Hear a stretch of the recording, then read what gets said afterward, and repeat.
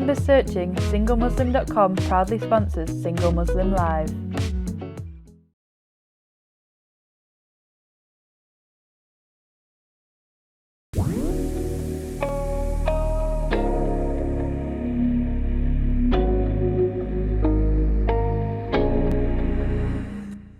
Assalamu alaikum and welcome once again to Single Muslim Live here on British Muslim TV, sponsored by SingleMuslim.com.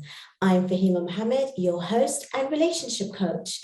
Welcome all of you who are watching and streaming live on Sky Channel 752, or whether you're watching from Facebook, Twitter, Instagram, or YouTube. A very warm welcome from all of us here at the studio at British Muslim TV.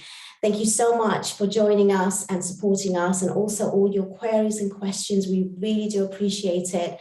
And it's an absolutely amazing time to discuss relationships and to continue, because unfortunately, no matter what's happening around the world, this seems to be an ongoing topic. And with that in mind, we do have another issue to discuss today, which is quite interesting. And we're going to be discussing it with regards to having hopefully some of your stories. I would like to have you share your issues, your challenges, and hopefully you can discuss it by talking to me live here by calling the studio on 01924 231 083. Do ask the bill payer's permission, as standard network rates do apply. Or if you want to WhatsApp us anonymously and send in a message, you're more than welcome to do so as well. And that number is 07585 835 150. Today, we're going to be discussing about how to get along with your in-laws. We talk about, finding a spouse a lot and the challenges of doing that. But we know in our cultures, and especially regardless of where you come from around the world, being Muslim, you don't just marry your spouse, you do marry into the family. Some cultures more than others, some extreme more than others, some really good more than others. And we're going to discuss more details with Muska Jahan, all the way from Texas in Dallas, USA. Assalamu alaikum, Muska. Walaikum assalam. It is lovely to be joining you. My name is Muska. I am a Muslimah Lifestyle YouTuber. And yes, in today's live, we're going to be discussing how to get along with our in-laws. Absolutely, sure. Absolutely. And I, again, want to remind the viewers, if you have a story to share, if you are going through something and you want to either, get some tips, get some advice, please do call in. If you even have, a good relationship, share your story tonight so that maybe we can actually help someone who's watching.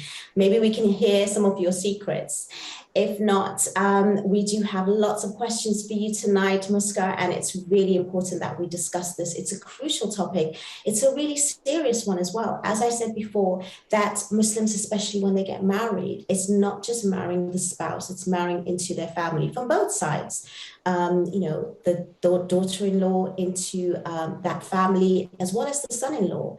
So when it comes to what you do before anything, tell us, and especially for the audience, what exactly that you do that kind of fills the gap in the Muslim community.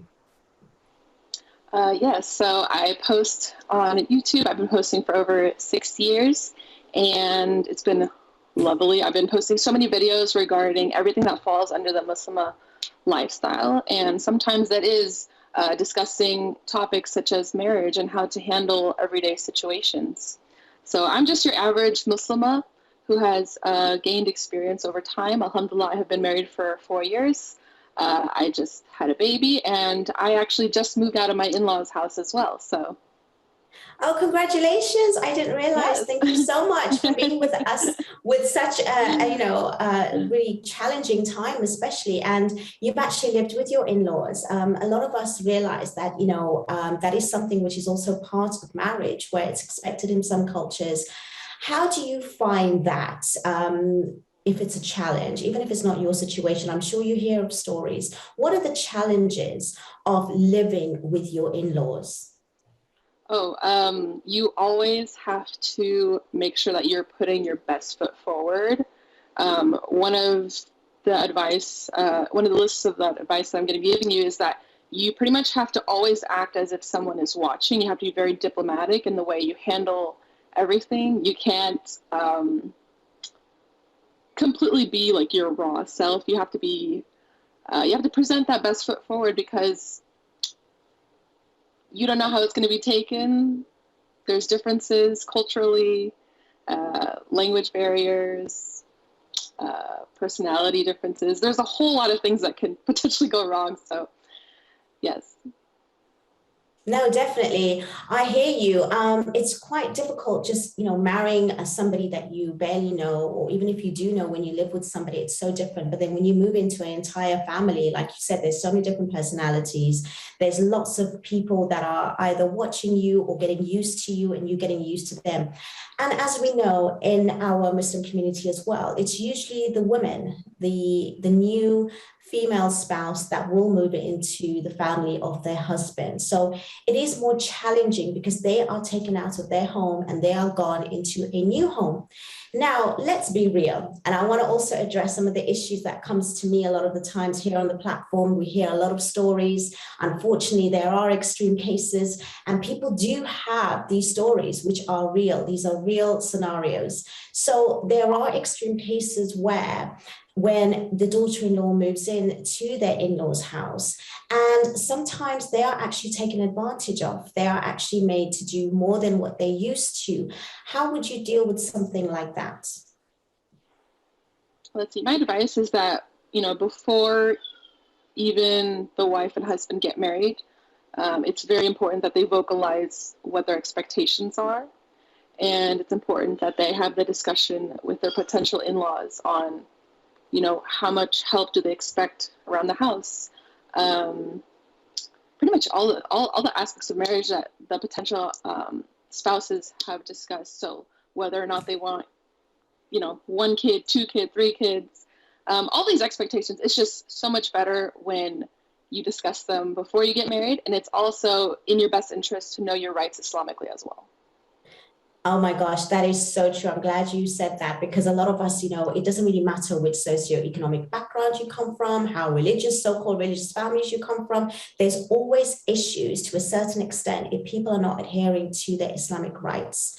And a lot of culture comes in between where, it's expected that the new wife that comes into their house and they have to, cook, feed, entertain without the help of even the daughters that may be living there, or the daughters that are even part of that family. So it's a lot of controversy. There's a lot of diversification. There's a lot of understanding. And you're so right that we have to actually address this before marriage. They need to not just sit down with the potential spouse, they need to sit down with the potential in-laws to discuss this. Now, obviously, when you're living in one household, do you think that a majority of the time, I know I'm generalizing here, do you think it's because maybe we're living in the West and we're not as tolerant, or do you think there's a gap between the mindset of the in-laws and the new daughter-in-law or the son-in-law, for example, that can cause these kinds of issues because it's like expected in how it should be in, years beforehand, and how they were married and how they were brought up? Or do you think it's something completely different? What's your thoughts on that? Yes, I do think it's one of those things where it's East versus West mentality. Over here in the States, we have a more individualist style, whereas back home, it's very much all about, the collectivism, what is best for the family. And yeah, there's culture expectations, differences there. And a lot of times, we marry into families and we don't even know what those culture expectations are until they're thrown at us. So it's just, sometimes we're just surprised at how things happen. And yeah, there's just so much potential for there. Yeah, that's so true. That's so true. I think also the other thing that we were discussing before the show was the fact that, to have that really strong connection with your spouse, because they can be in between and they can actually be the one to actually the bridge.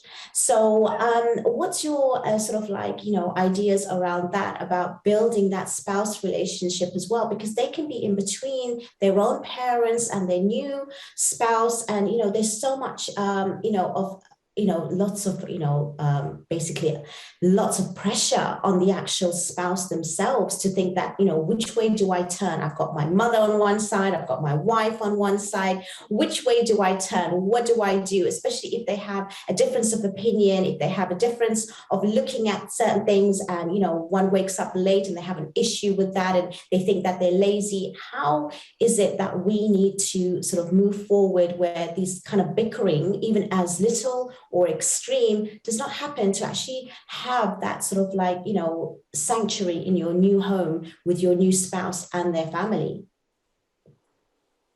Yes, I think that, again, this is one of those things where before you get married, it's so important to have this discussion with your future husband or future wife. The fact that once you get married, priorities change. So when two people are married, their priority is each other. But that doesn't mean that, the mother-in-law or the father-in-law, that they don't matter as less. It just means that the husband and wife, they are a team and they have to operate like one. So, when little fights happen or big fights happen, it's important that if they are caught in a triangle, that they have created that united front, that they know what their stance is on that situation. And if they are in the middle of a situation where they are in that triangle and they don't know what each other's stance is, set aside 5 minutes, even in the middle of a fight, just step aside, discuss what it is that you want to actually present to your in-laws. And that way you show that, like, you can't get in between us. Don't even try. Yeah, that's so true.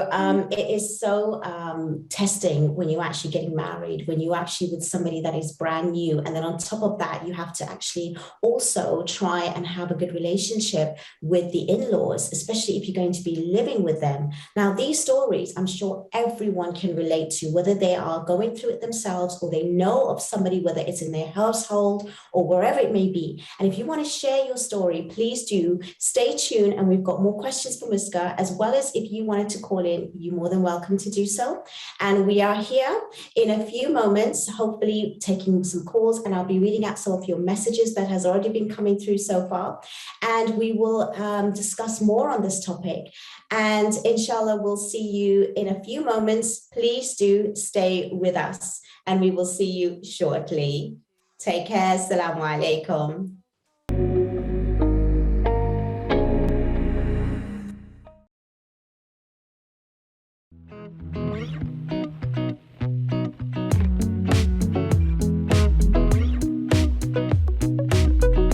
With 3 million members searching, SingleMuslim.com proudly sponsors Single Muslim Live.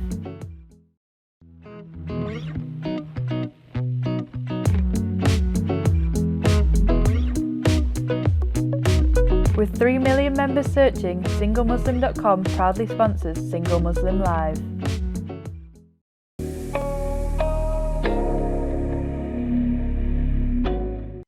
Assalamu alaikum. Welcome back to Single Muslim Live here on British Muslim TV, sponsored by SingleMuslim.com. We're here discussing how to get along with the in-laws with Muska Jahan, all the way from Texas.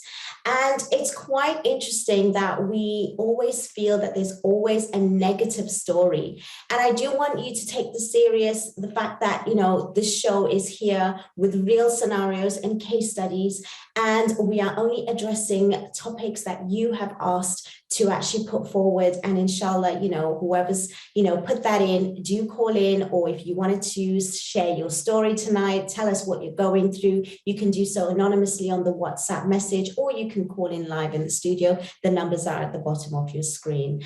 Muska, as we were discussing before, the dynamics of the household, especially when a new member comes in, and usually it is the daughter-in-law that comes into the new home with their spouse. and you expect that honeymoon period, and again, you've got different characters in the household. You're trying to build that new bond and connection with your new partner, but on top of that, you've got a mother-in-law, you've got a sister-in-law. Remember, in-laws are not just mother-in-law and father-in-law. You've also got to consider the sister-in-law, the brother-in-law, the extended sort of cousin relatives that are from the other side, and they all play a part. And I think the reason why we have this topic is to show the impact that it has on an individual. That daughter is now in her new home, and their father has now given you that responsibility. It is a responsibility for that new family to take care, and you are accountable just like you would for your own daughter. And many people who may mistreat their new daughter-in-laws have their own daughters, and they have their own daughter's future to consider, but they seem to just dismiss that. And that's what really does surprise us.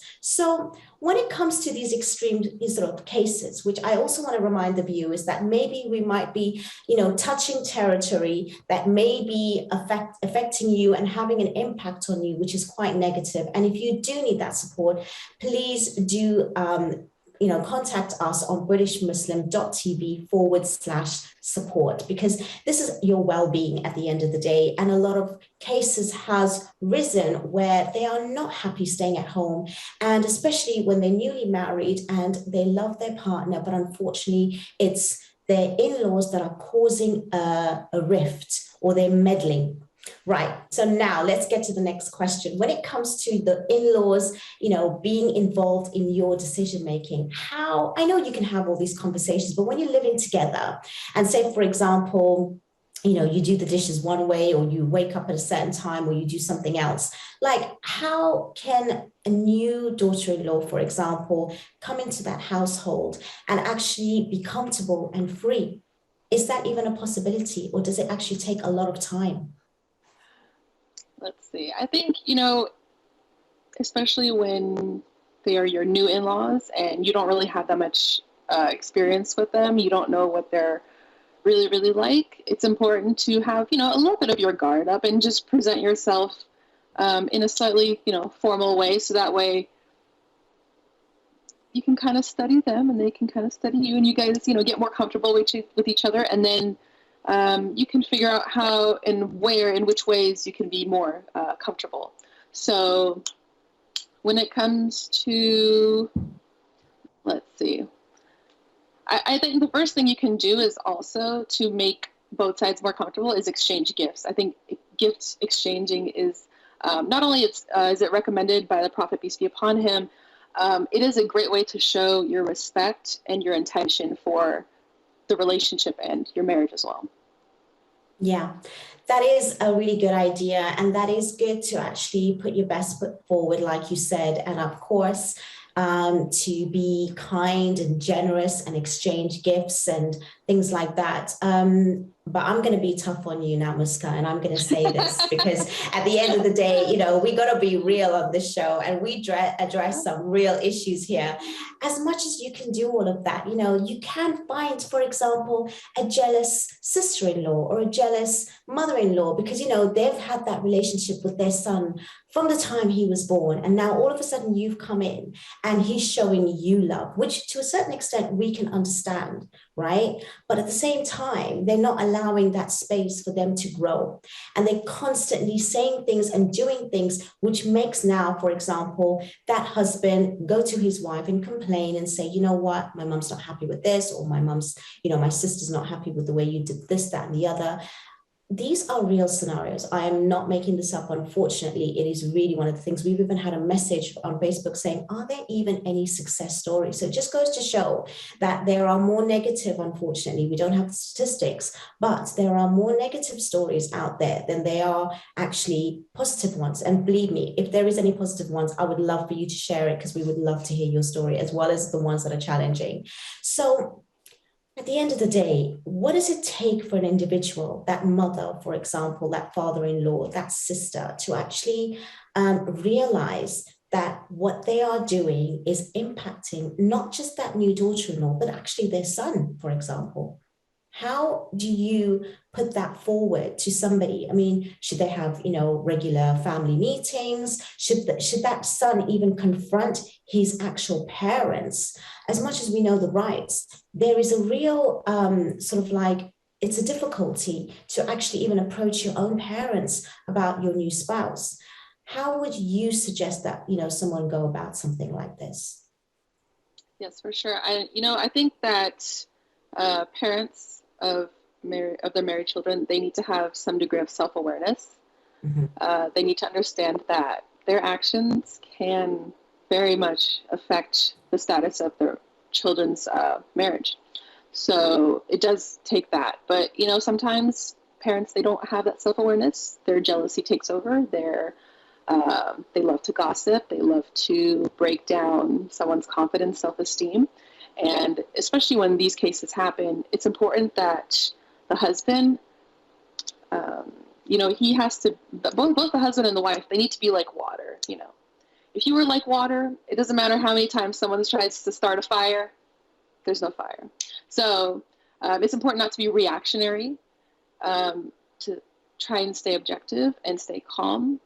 I think the husband also needs to make sure that he, places himself in between his wife, and if it's the mother-in-law or the father-in-law, or even the sister brother-in-law trying to pick a fight, that he puts himself between those people and, confronts in a loving way, in a way where they can come to a conclusion. And let's say it's a fight about, maybe his wife is waking up late all the time. And the parents or the siblings-in-laws, they don't realize that maybe she has some sort of sickness. Once they have that discussion and they come at it in a loving way and they, discuss it, then, all those negative feelings that the parents or the siblings had towards your wife, they might be solved. They might be, a lot lower than what they were previously. So it's very important that the husband does not, show anger either towards his wife or towards his family. It's important that he stays like water. That is my best recommendation. I love that. I love that. That is so true. I love what you're saying. I guess it takes a really different type of individual to be in that way. So basically what you're saying, if somebody's in that position today who is struggling, especially as a woman, because they're the ones usually in a Muslim household, that if they're getting married, they will move into their in-laws' house if that's how it works. And they're the ones that have to really accommodate. They have to ones to really sort of like tolerate as well. And they have to build a particular character within themselves in order to be that way. I mean, there's always conflict in any relationship, even siblings, right? So I guess this is another way of trying to maneuver through conflict and to have that conflict resolution between the in-laws and the new spouse. Now, when you talk about something like self-esteem and confidence, do you not think that that may come across sometimes as being rude? Because if you stand up for yourself, especially with your in-laws, sometimes they might think of you as being shameless. There's lots of, name calling out there to say that you're, standing up for yourself instead of you being respectful and being quiet. Do you think that we just need to be quiet? Well, certainly there are times where it is in your best interest to stay quiet. However, I think it's important to show that you do have a voice and that you use your voice when you have to. I think it's important to pick your battles wisely. Let's say you're in a situation where, you constantly have digs at you, but they're kind of meaningless. Maybe you don't pick that battle. But when it comes to how you want to raise your child, and it's very important to you, approach that battle in a way where you are diplomatic, you share your beliefs, and you do it in a way where you're not coming across as aggressive or angry, for sure. Very true. Yes, of course, that's so true. Your approach needs to be in a way where you're not rude and you're still respectful. And that is something that we all need to obviously think about when we're dealing with our in-laws. However, some in-laws, they do need to take heed as to how they have an impact on that new spouse, as well as their own child who's now newly married, and they're causing that rift, or they're causing that sort of like interference in that marriage. And most parents, they want to see their children happy, but as soon as a new person enters their life, especially when they're the only ones that was taking care of their son, for example, and they were the only ones loving their son and doing everything to make them happy, it is something which is very difficult for parents to overcome. And I think they also need to own and acknowledge that feeling. It's okay to feel like that, but don't take it out on somebody. Don't blame that new person that's walked into your son's life, for example, who's now giving the things that you would still love to give. And I think that's a really good takeaway, to pick your battles and to know when to be quiet and know when to also stand up for yourself and what's right. You mentioned about when it comes to decisions and when it comes to certain things that you can obviously overlook. But when it comes to your children, then that's something that may be where we need to obviously consider. I'm going to basically go back into that question after our break, and we will have Muska answer that for us. However, I'm going to be reading some of your messages as well. Thank you so much so far for interacting on Facebook and YouTube and wherever you're watching. We really are grateful for you streaming in and supporting the show and being part of it as well and giving your comments. It's really lovely to hear your voices. So if you do have more questions, I will read them out, and inshallah, we will also be asking Muska some more questions too. Please do stay with us, stay exactly where you are. We're going to be back very shortly, and we'll be discussing more about the in-laws. And if you want to share your story, you are more than welcome to do so anonymously, or if you want to call in live into the studio. It'll be an amazing to hear some of you speak. But I will be right here, hoping to see you in a few moments. Assalamu alaikum.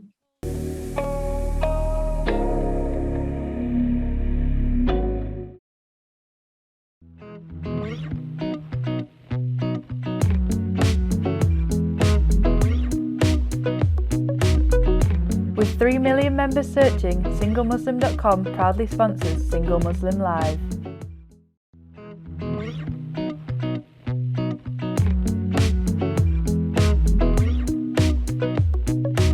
With 3 million members searching, SingleMuslim.com proudly sponsors Single Muslim Live.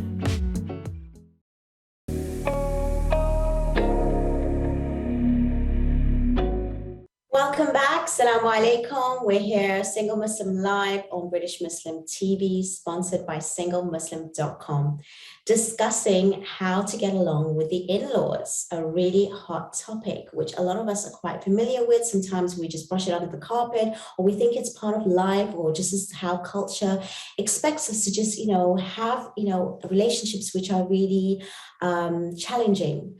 And not all in-laws relationships are challenging. Let me make it clear, we are generalizing here, but there are seems to be an increasing amount of differences where it can create issues. Before the break, we did discuss with Muska as to how challenging it is to actually live with your in-laws, and especially as women, as they're the ones that enter into that new household, being newly married, and how they have to adjust to the new family, the new system, and all the different relationships that are in that household, whether, it's the sister-in-law, the brother-in-law, the father-in-law, the mother-in-law, the extended, cousins and relatives. These are something that we sometimes just, ignore. We complain about, but we just ignore. That's why we're highlighting it today in today's show, so that we can come up with some practical tips, so that we can create some awareness, give some information that how this can really impact your son and future daughter-in-law or son-in-law. And you need to take heed with your sort of actions and be accountable, as well as parents, in-laws, who are actually, treating that future spouse or that, existing spouse, can make a difference to their well-being, their health, as well as your own child's happiness. So, Muska, when we're talking about children, and there are differences in bringing up children, obviously even between the two spouses, as much as we can discuss this before marriage and the spouses agree that this is how we want things done, then we get, the in-laws that want to interfere. If I hear this all the time, unfortunately, it's like they have a routine and they're not allowed to eat, maybe sweets at night, or they, the mother's trying to, be, in a particular way. But then you have the grandparent that walks in and just, gives them a sweet at 9 o'clock just before bed. What do you do in that sort of situation? How do you handle that? What can you advise somebody who's struggling, even when it comes to, okay, forget themselves, they can maybe deal with some of the issues. What about when they're actually rearing and nurturing a new child, into this world, and they're trying to set sort of disciplines and routines, and then the grandparents come in there, and especially when they're living with them, it's really difficult to avoid. How would you advise that individual? Yes, for sure. I think this is one of those situations where, you want your husband with you, and you discuss with either the mother-in-law or father-in-law, whoever's offering the sweets to the child, and you have, that discussion where you talk about, establishing healthy boundaries, and you mention maybe why you don't want to offer sweets at nighttime. Perhaps you can come together with a solution where maybe the sweets are only offered at nighttime on the weekends. Just come up with a sort of compromise where both sides are happy, and that way the grandparents can feel, involved in raising the child, and, have that happiness that comes with spoiling their grandchildren. And the parents are able to, have that routine that they can stick to, at least on the weekdays. Yeah, no, that's really true. Compromise is really good. And I think also explaining to the in-laws that, this is what we're doing, this is why we're doing it. Because a lot of the times, when different generations are, having children and they have different rules, and, in this day and age, there are more information as to what is, good for you, bad for you, which we all grew up with, some sort of bad habits, which we don't want to continue for our own children. So that could be definitely an education, and hopefully they can adhere to it. So we're hoping for that. So yeah, I love that. The compromise, the conversation. It is true. I think a lot of the conflict can be resolved if we just have some decent conversations and include the in-laws in that. I mean, people living in households today with extended families, and they're literally living in there like flatmates, and they don't actually talk. They don't actually know what's going on. So we need to have, a bit of inclusion. And maybe sometimes there's conflict because there's no inclusion. People are just coming and going and doing their own thing without actually speaking to one another. So maybe to have them involved is a really good idea. The other thing I was thinking of when it comes to the in-laws, okay, we've discussed a little bit about the father-in-law and the mother-in-law. What about like the sister-in-law? And especially when, let's give a scenario of separation or divorce. Especially when there's kids involved, there are still relatives of your children. You are still the mother, the father of that child. Now, there can be a lot of conflict just between the spouses who have separated or divorced, yet those children still love and care and want that relationship with their extended cousins from the other side, as well as want the relationship with their, their grandparents from the other side. Now, what kind of complications comes with that? I mean, that's another area which we never really speak about. And we think once there's a divorce, that's its complete cut. And we don't consider the impact of what it has on those children. What would you advise if somebody's going through that at this moment in time? Yes, I think this is one of those situations where you have to think about your child, rather than just think about maybe the past deeds that have, irritated you or been insulted you. Like, you need to think past yourself. You need to think past your ego and show your child that it is possible to be nice to someone who maybe did you wrong. And it does have a very big impact, because that child is going to grow up thinking, if you do it the wrong way, the child is going to grow up thinking, well, if someone has done something to me, then I have, full reason to do this to them as well. And they are not going to learn about maintaining good relationships. All they're going to see is people cutting each other off. So yes, for sure. That is so true. I love what you said right there about putting your children first. And I think it's so difficult when two people are separated or divorced. and the only thing they think about is their own feelings, which is natural, it's normal, it's common. But when you've got children involved, you do need to put that, and them first. And them first meaning that, the relationships that you may not like, may not necessarily want to even maintain to a certain extent. You don't have to be best friends anymore. You don't have to have, the gatherings that you would normally, but to still, if there are still relationships that are there, don't interfere to make it worse or to break it or to make it where the children will not have the opportunities. The opportunities are less anyway in a separation and divorce, but to add to fuel to the fire makes it a lot more worse. And a lot of the times, whether it's the sister-in-law or the brother-in-law that are actually interfering with the spouse that has separated and trying to create this conflict, they have children themselves. They have a future for themselves to worry about, that, someone can do that to their own. So they do need to consider that what they're doing is they're also their own relative. And you need to put your ego aside. I love that, Muska. That is so true. A lot of us, we are obviously operating from pain, and with that comes the hate.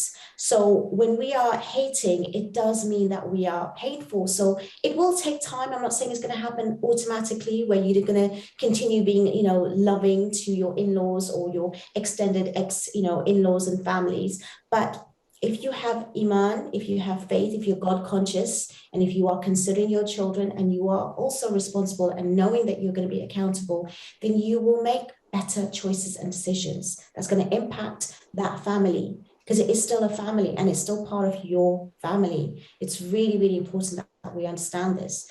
Muska, what are some of the case studies that you have come across that are quite extreme, that are testing, that if someone's going through right now? Again, I want to remind the viewers who are watching, who may be having an impact, a negative impact by listening to us tonight. And if you do need some sort of support and some sort of, assistance, please do contact us on BritishMuslim.tv/support. We are here to make sure that we are only giving awareness and information just to make, your homes better. And we are addressing issues for people who are about to get married, who are in marriages, who are also knowing people who are in the situation that may be able to intervene to make it better. We as Muslims are, a society that we have the faith, we have all the sort of ingredients to live in a particular way, but unfortunately we do get sort of sidetracked. And we're just trying to remind you that this is one scenario when you have relationships with your in-laws, that it can actually have a negative impact on your well-being, on your children, as well as yourself in a way that can even end marriages. There are stories where, because of the interference of the in-laws in a negative way, they have actually now resorted to leaving that marriage. Do you know of any of these kinds of cases that you could help? And what would you do before resorting to that sort of decision? I mean, these are extreme cases, but unfortunately they do exist. What is your sort of experience on this, Muska? Yes, definitely. In my circle, I have observed from afar where there are some women who have just been so mentally, taken advantage of, and they don't know what to do. They don't know how to even talk to their spouse anymore because their spouse is fighting them now too. So I think the best thing you can do is just, maybe take some time to get away from the family a little bit, take some time out. Whether that means, just booking a nearby hotel with your husband, just to have that one day off and maybe discuss things. So just have that, one room where they can talk through things and better understand each other. That's probably one of the best things you can do, is just create some sort of a distance, because then you get that perspective and then you can come up with the best approach to handle the situation for sure. That is so true. Having a mediator is so amazing, to have some outside perspective, so that, whoever is not actually listening, if one spouse is not even, basically on the side of, the other, then they can actually have an outside perspective. I think that's really great advice, actually, to bring someone who is trustworthy, so that they can actually come and talk to the family, talk to the spouse, and actually mend that family instead of breaking it. Because a lot of the times it does end up in that way if it's not resolved. And don't tolerate these kinds of things. If it is something that it is an issue, seek that advice and seek that guidance way in advance, so that hopefully there is still enough care and love between each other in order for you to fix it. Because when you leave it too long, it actually can take a little bit longer, or maybe there may not be a road for you to actually come back from. And that's what I always find, that with couples, especially experiencing issues from outside family members, they've left it for so many years that the resentment has only built up, that they cannot even find it in their hearts for forgiveness. They can't find it in their hearts to have that mercifulness. So we do need to make sure that we do take this seriously. Again, we're going to be going through another short break, and you stay right where you are. We will be back with the final part of the show. It's going by so quickly, but inshallah, we will be asking more questions to Muska, and we'll be discussing a little bit more on getting along with your in-laws. Inshallah, we will see you in a few moments. Make sure that you stay tuned and join us in a few minutes. Assalamu alaikum.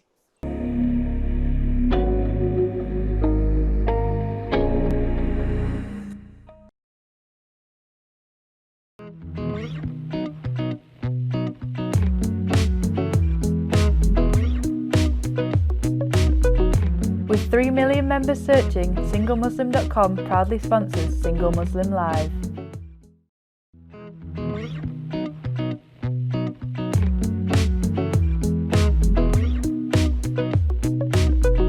With 3 million members searching, SingleMuslim.com proudly sponsors Single Muslim Live.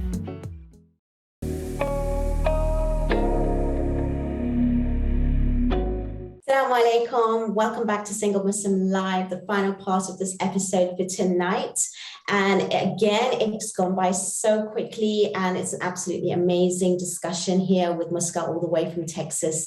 I love having you on the show tonight. We have definitely addressed a lot of things around this issue of getting along with the in-laws, and it is definitely a really sort of touching subject, because a lot of us, we dream of marriage, we think of the wedding day, we think of living with our spouse and how wonderful that honeymoon period is. How long do you think that it really hits home as to it's actually a lot more than what we actually think and dream of? And what do we need to prepare for when we are thinking of marriage, when it comes to the in-laws especially? Is there a time sort of zone or limit on this?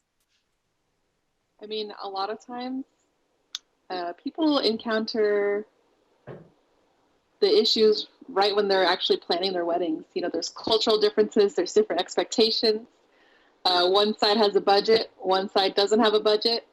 And then they quickly realize, like, oh, this is really hitting home right now. Like, you really have to sit down and find out how to navigate through this right at the beginning. So that is such a good indicator. I completely slipped my mind, and I forgot about the fact that there's so much red flags when you are entering into a relationship. And it doesn't mean that those red flags are within your potential spouse. It's also when you are getting along and discussing your actual wedding plans. And when there is too much conflict or unnecessary conflict, that's an indicator as well as to what you're actually marrying into. Not to say that you need to leave that relationship, but then there are things that needs to be addressed before you enter that relationship. And these are the kind of opportunities that people ignore. I know a lot of people will say, well, if I bring that up now, then it's going to be an issue. And I'm like, you'd rather have that issue now where there is actually no real commitment than later on, because you don't know how you're going to handle it. So that's really, really crucial what you just said there. The fact that you need to pick up on those signs way before your actual wedding, way before. And, two families are coming together regardless to discuss a lot of things. And in that time, there is so much of, decision making that involves both families. And I think that's an extremely good indicator for anyone who is potentially looking for marriage, to know how is their actual potential in-law, how are they going to be treated, what's the kind of compromise they're going to do. Now, when it comes to the actual well-being of an individual who is entering into that new home, Do you think that it's, easier for men than it is for women when they actually are faced with their in-laws? Or do you think that men, maybe they might get it difficult at the beginning when they're going to be, sized out by, the father-in-law to see if they're, basically fitting up with the daughter, but then after that they have it easy, plain sailing. What's your thoughts on that? Yeah, this is actually a really good question. I think that for men, like what you said, initially, there is a bit of sizing up that happens. And the parents of the daughters, they're looking at the soon-to-be husband, and they're thinking to themselves, can he provide for my daughter? Can he protect her? Like, these are the main things that men are supposed to do, provide and protect. So, once those two checklists are taken care of, a lot of times, I think that women have it a lot harder because there's so much to pick at. Like, women are mostly, most of us stay at home while we're raising children. And I think that men, if they do receive criticism, it's usually at their job, their place of work. And for a lot of women, their place of work is at home. So, yeah. Yeah, no, definitely. I do find that being the actual common ground as well, where women are faced with it, whether they're at home or even working. When they come home to their new home with their in-laws, they're the ones that have to have the brunt of, unfortunately, the circumstances which are negative. And if it is going to be any negativity, it is unfortunately that the women that do experience it more. And this is a shout out. This is an awareness call to potential, spouses out there to look out for the other. Look out for these signs, look out for when there are conflict, and also for the actual in-laws to realize that, okay, it may be daughter-in-law, it may be sister-in-law, but actually there's sister in there. So, look at that first and forget the in-law part and actually treat them like your daughter and treat them like your sister. And I think that will actually make a huge difference just by taking that simple terminology and making it a little bit more special and meaningful.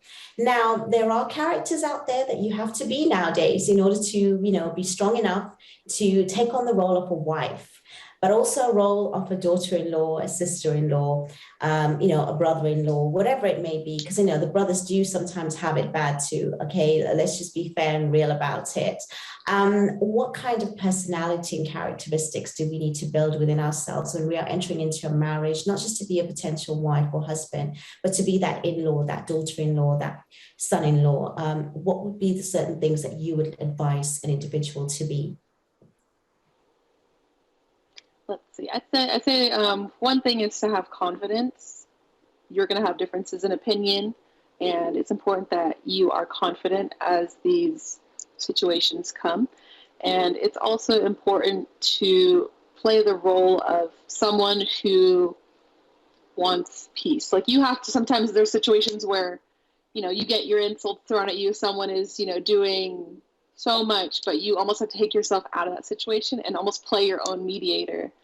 And again, look past your ego, so that way you can eventually solve that problem or just reach that, beautiful, beautiful compromise. So yeah, confidence and willing to look past sometimes the many, many things that come your way. No, that's so true. That's so true. Like you said at the beginning, you have to pick your battles, and a lot of us can get carried away with little things that are not really that important anyway. And I think it helps when you can actually pick and choose what exactly does matter and what doesn't. So, because other people can't change, and you don't have control over that. But what you do have control over is yourself, your responses and your reactions. I guess, getting married is not just a struggle to a certain extent between the spouses. It's actually trying to navigate and work towards relationships with the in-laws, because we're here, we want to make it work. We want to help people so that they are aware that these are the real scenarios. A lot of people that are thinking of marriage, especially young girls and young men today, they're just thinking about the other partner, when actually you're going into an entirely new world. You're going into a whole different family dynamic, and you have to be part of that. You can't ignore it. And whatever problems you have in your own home, if that can be resolved, that's an indicator as well that you can actually have also these good relationships with your in-laws, because a lot of people want to get married to escape their own household if it's not that great. And I always give that advice to say, look, get it right in your own home, because when you go somewhere new, don't think that it's going to be an escape where it's going to go into some sort of utopia even better. In fact, it can be a lot worse. I mean, I think no matter how intellectual, how professional our status are today, we still are struggling with dealing with relationships. And that's why we have this show. That's why we continuously have these topics and bring amazing guests like yourself so that we can actually talk about this a lot more. What other sort of like situations and advice can you rise, from this topic? As we've only got, maybe another 10 minutes more, it's really important that we get as much as we can with regards to giving some sort of information and awareness about, we want to build better relationships with your in-laws. So how would you sort of like, give some more support to people that may be struggling in this situation? Let's see. I would say, if you are going through a very hard time, again, try to create some distance for at least a day or two. Just get out, gain some perspective, maybe talk to someone you trust, and they can probably give you the best advice. And make sure that the person you trust is someone who is not going to spread that, gossip about you as well, and someone who is able to look at it objectively. Gain some distance, speak to someone who you trust. And along with that, I think it's just important that you show your in-laws like you are trying to maintain peace. Like you are really trying to maintain that peace. And sometimes when we show that vulnerability, it's hard. It's very hard to show that. The other side can maybe look past the differences and then eventually, you reach that peace. Brilliant. I love that. Yeah. Just before we end, would you advise nowadays, especially in society in this generation, to actually live with their in-laws, or would you advise against it? I think first you have to, really, really know yourself, know thyself. So if you know that you are someone that is very explosive, if you have a very short temper, then it's going to be very hard for you. But there's pros and cons to both sides. If you live away from your in-laws, if you have your own like apartment or house, you are able to build a really strong bond with your partner without outside influences involved. However, if you do live with your in-laws, there is a lot of monetary, there's a lot of money that you can save by doing that. So yes, and also, I just had a baby, and alhamdulillah, like after I had my baby, like because I have such a good relationship with my in-laws, my mother took care of me after I had the baby, and my mother-in-law took care of me after I had the baby. They also took care of my baby. So it was a very beautiful time where I had all the support I needed. And as we all know, it takes a village to raise a child. So there was my village. I love that. No, that's so true. Yeah. We want to highlight that, there can be amazing relationships and extended families, lots of benefits if you do get along with your in-laws and you do try and have better relationships despite some of the differences. I mean, we did highlight some of the extreme cases tonight, but I think inshallah, I'm hoping that, most of the time we can work around it, but there are certain things that you can do to adjust if you are going through certain issues. So then hopefully we can have better households with the in-laws. I want to thank you so much, Muska, for coming in tonight and giving your time and all, the advice and tips and strategies. I really appreciate it, especially being a new mom and, giving us your time. I really am so honored, honestly. Thank you so much for being with us today. And please do keep in touch. Please do follow Muska. She has an amazing channel, which, discussing a lot of things, including relationships. I want to also thank everybody that has tuned in and streamed in tonight and sending in your comments and questions. And again, it's been an amazing show and another topic. And we can only do this with your sort of like insights and awareness and giving us a lot of your feedback, which we do appreciate. A very, very good night from all of us here on British Muslim TV. Thank you so much for watching today. And inshallah, we will be back next week with another topic and another guest. Have a lovely evening. Assalamu alaikum.